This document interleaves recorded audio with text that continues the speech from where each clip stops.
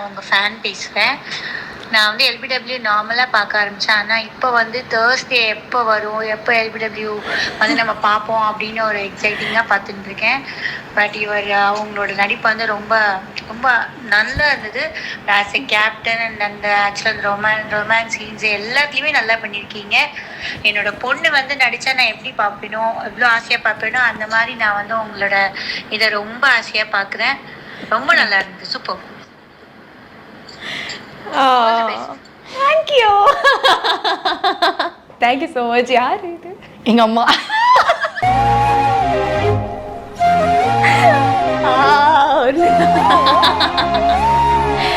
Thank you thank you thank you so much. நான் water water okay good. யா யா யா அக்ஷதாவை அழ வச்ச பெருமை